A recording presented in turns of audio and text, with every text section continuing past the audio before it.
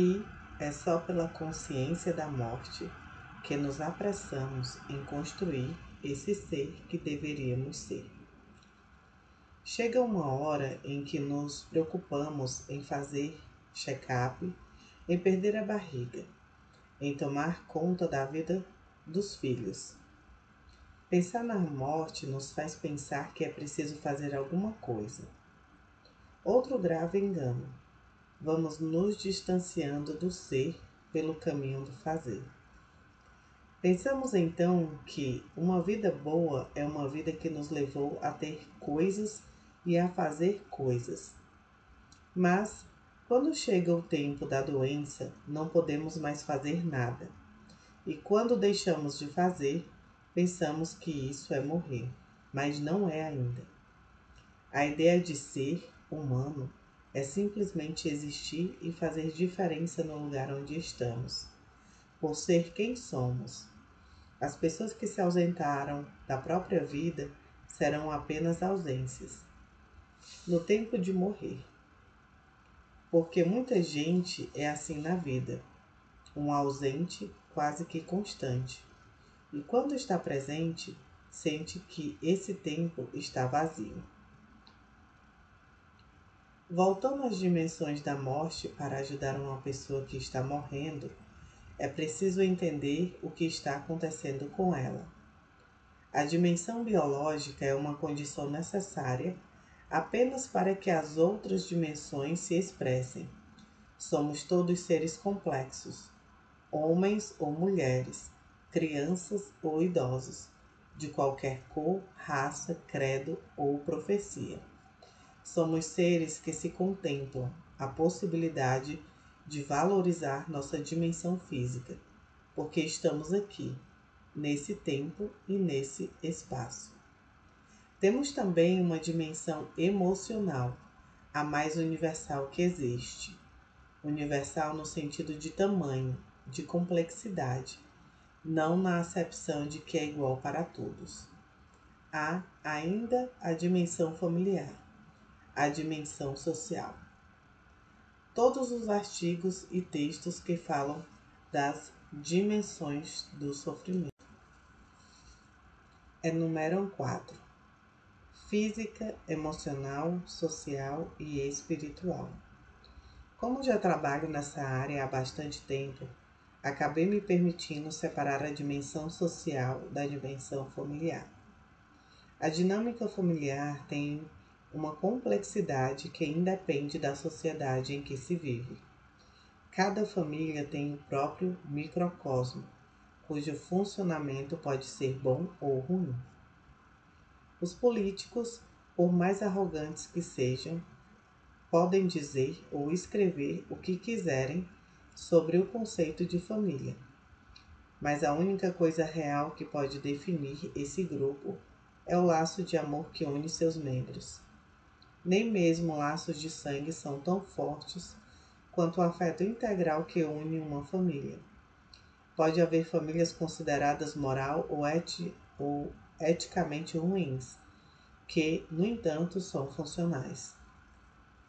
Cada uma cumpre uma função na dinâmica familiar. Sempre tem aquele que é o bode expiatório, aquele que é o chato, aquele que é falso, aquele que cuida de todo mundo, aquele que pode ser considerado provedor, financeiro ou existencial.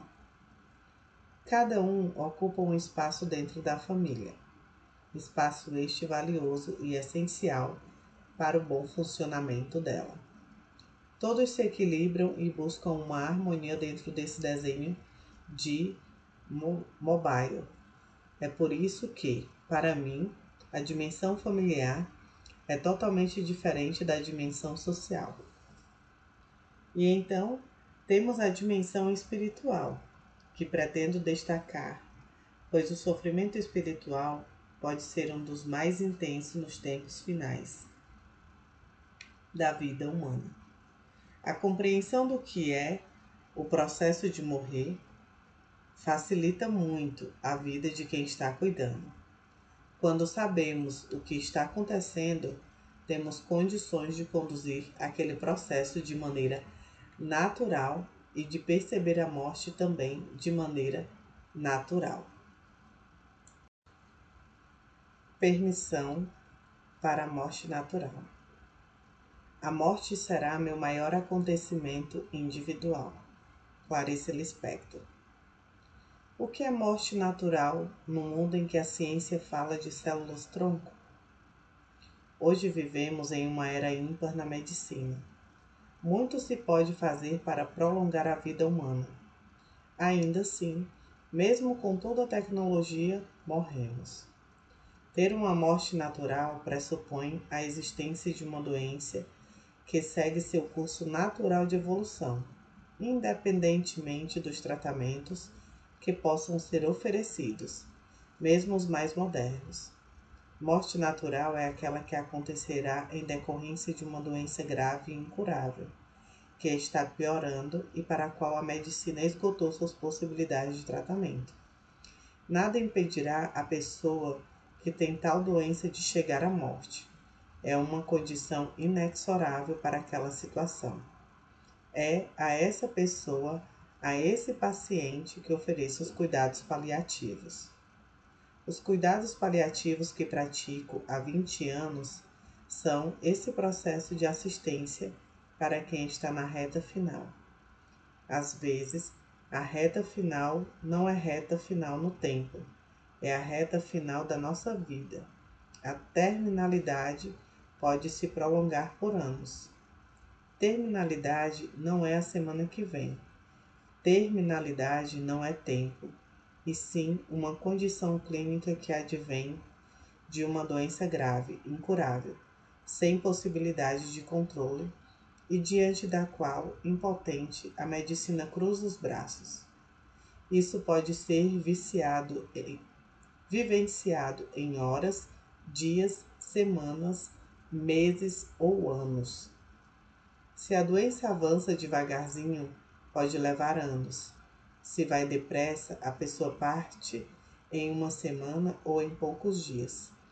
Na dimensão biológica, quando fui pesquisar o que é o processo da morte, a medicina tradicional não me forneceu resposta para as perguntas que me inquietam. Falando agora de maneira bastante técnica, o processo ativo na iminência da morte é descrito como uma falência de órgãos ou até uma septicemia. Por isso, a maioria das pessoas morrendo são levadas ao hospital e transferidas para a unidade de terapia intensiva. Os médicos ainda não aprenderam na faculdade a diferença entre ter uma parada cardíaca e morrer. Na verdade, morrer é um processo que jamais poderá ser interrompido, mesmo que façam tudo o que a medicina oferece. Se o processo ativo de morte se inicia, nada conseguirá impedir seu curso natural. Mas o que é o processo ativo de morte? Encontrei respostas somente na medicina oriental. Busquei informações em vários livros dessa tradição. E somando esse conhecimento à minha atenta observação das centenas de pessoas que acompanhei, hoje me sinto mais serena para orientar a família e todos os envolvidos no momento em que um ser humano está morrendo. Então, o que acontece quando a gente morre?